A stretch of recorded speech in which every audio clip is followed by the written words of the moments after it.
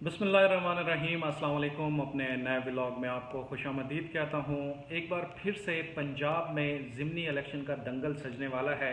पिछले कुछ दिनों से मैं वीडियोस नहीं बना सका, कुछ मसरूफियात थी। एक प्रोजेक्ट था जिसके सिलसिले में मुझे कुछ शूट के लिए बाहर जाना पड़ रहा था।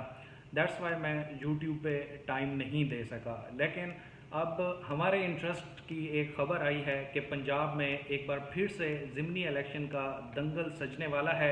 इसके अलावा कौमी असम्बली से भी बड़ी खबर सामने आई है। पीडीएम के सरबराही इजलास के फौरी बाद कि तहरीक इंसाफ के 11 अरकान के इस्तीफ़े मंजूर कर लिए गए हैं। ये एक स्ट्रेटजी है कि जिसके तहत कुछ इस्तीफ़े मंजूर किए जाएंगे, कुछ को पेंडिंग में रखा जाएगा। इस तरह से तहरीक इंसाफ पर दबाव डालने की कोशिश की जाएगी। सबसे पहले तो मैं आपको वो डिटेल बताता हूँ कि जिसका अब इलेक्शन कमीशन ने अनाउंस कर दिया है कि इन हलकों में ज़िमनी इलेक्शन होकर रहेगा। इनकी अलग अलग से डिटेल्स और इस हलके के ज़मीनी हकायक हर हलके के वो भी आपके सामने रखूँगा। लेकिन आज आपको एक ओवरऑल बता देता हूँ कि किस किस हलके से तहरीक इंसाफ के अरकान के इस्तीफ़े मंजूर किए गए हैं कौमी असम्बली की जानिब से, और कहां कहां पर ज़िमनी इलेक्शन अनाउंस हुआ है इलेक्शन कमीशन की जानिब से। सबसे पहले इलेक्शन कमीशन की अगर बात करें तो आपको पता होगा कि मुल्तान में PP 217 से शाह महमूद कुरैशी के बेटे जैन कुरैशी अब MPA मुंतखब हो चुके हैं और उन्होंने वहां पर सूबाई असम्बली में हलफ ले लिया है। तो रूल ये कहता है कि जब एक रुकन असम्बली किसी एक सीट पर हलफ ले लेता है तो दूसरी ऑटोमेटिक खाली हो जाती है।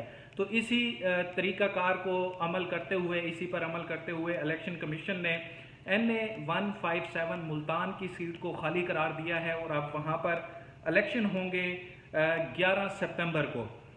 और यहाँ पर जैन कुरैशी के जो मद्दे मुकाबिल थे वो यूसुफ रज़ा गिलानी के बेटे थे, अली मूसा गिलानी। और इसके अलावा नून लीग के जो कैंडिडेट थे गफ़ार डोगर, वो भी बड़े तगड़े थे। इनकी डिटेल्स आपको आने वाली वीडियोस में मैं बताऊंगा। वहाँ पर मज़ीद अब जो अपडेट्स हैं उसको भी शामिल करेंगे और पूरे हल्के का रिव्यू आपके सामने पेश करेंगे। इसके बाद जो दूसरी सीट अनाउंस की है इलेक्शन कमीशन ने वो शेखुपुरा की है, PP 139। यहाँ पर जलील शरकपुरी ने इस्तीफ़ा दिया था अभी कुछ ही दिन पहले, जब 17 जुलाई को पोलिंग होना थी ज़िमनी इंतखाबात की, तो उससे एक रात पहले जो है ये इस्तीफ़ा सामने आया था। और इसके बाद जो एक और सीट है PP 241 बहावल नगर, यहाँ से काशिफ चौधरी जो है वो नाअहल हुए थे जाली डिग्री केस में। तो अभी इलेक्शन कमीशन की जानिब से इसका शेड्यूल अनाउंस किया गया है कि नोटिस जारी होगा 2 अगस्त को, फिर फाइलिंग ऑफ नॉमिनेशन पेपर जो है वो 3 से 5 तारीख तक होंगे, फिर publication of names of the nominated candidate फहरिस्त जारी की जाएगी 6 अगस्त को। लास्ट डेट ऑफ स्क्रूटनी जो होगी वो 11 अगस्त को होगी।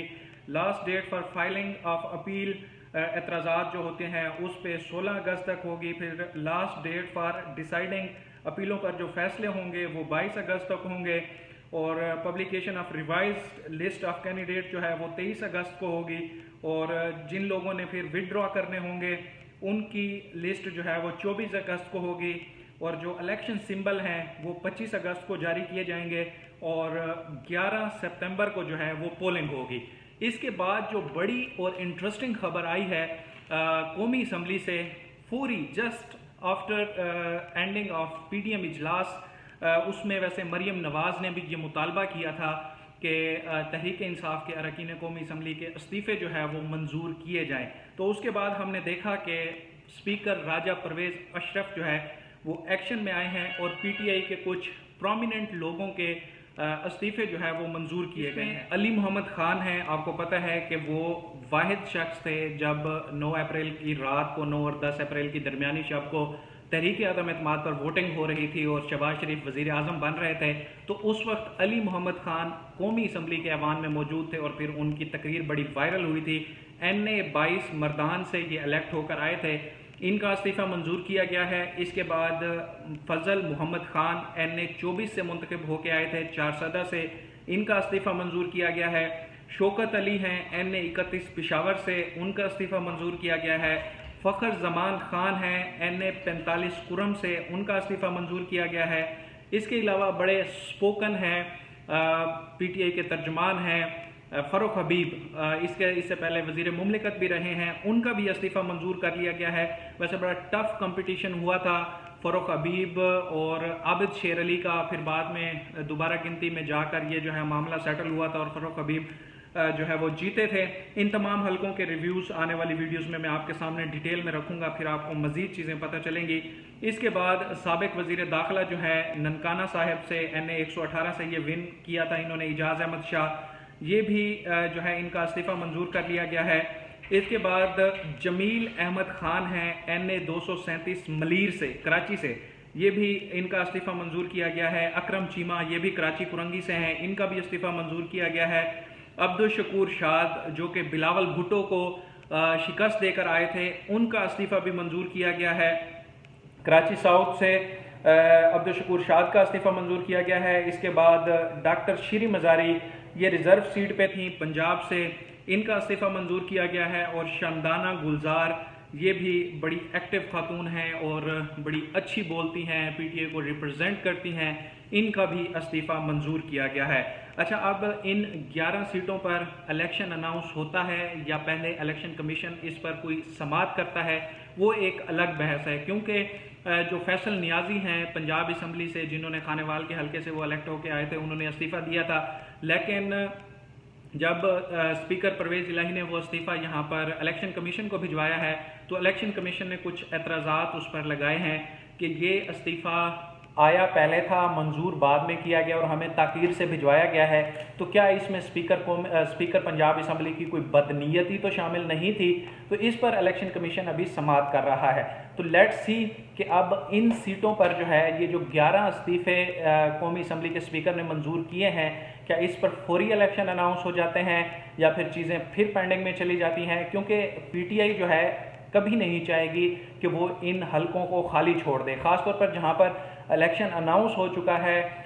जो मुल्तान का हलका है NA 157, यहाँ से तो शाह महमूद कुरैशी किसी सूरत ये सीट नहीं छोड़ेंगे, क्योंकि उसके बाद जो कैंडिडेट हैं अली मूसा गिलानी, उन्होंने तकरीबन 70,000 वोट लिए थे। इस तरह से जो नून लीग के कैंडिडेट थे गफ़ार डोगर, उन्होंने 60,000 से ज़ायद मेरे ख्याल में वोट लिए थे।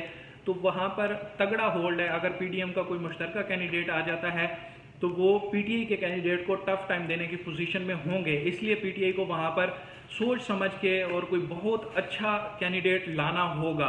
अब ये सिचुएशन जो है, क्योंकि अब ये खुली जंग है और वो कहते हैं ना कि इश्क और प्यार में जो है वो जंग और सब कुछ जायज़ होता है, तो इस तरह से अब देखते हैं कि यहाँ पर ये जो इलेक्शन का आने वाला मार्का है, इसमें चीज़ें किस तरफ जाती हैं। लेकिन PDM इस वक्त अग्रेसिव मूड में है। बाकी आप सुप्रीम कोर्ट की हालत, आज आपने खबर सुनी होगी कि जुडिशल कमीशन का इजलास हुआ है और वहाँ पर भी चीफ जस्टिस के नामजद करदा जो 5 जजेस थे वो अपॉइंट नहीं हो सके। तो चीज़ें काफ़ी ख़राब भी हो रही हैं, हर कोई अपनी अपनी अना की जंग लड़ रहा है, लेकिन पाकिस्तान का जो है वो बहुत नुकसान हो रहा है। और आप देखें कि डॉलर जो है वो अब 250 के करीब पहुंचने वाला है। इंशाल्लाह मज़ीद भी जो अपडेट्स होंगी इन हलकों के रिव्यू के साथ वो मैं आपके सामने रखूँगा। अब तक के लिए इतना ही, मुझे दीजिए इजाज़त। अल्लाह हाफ़िज़।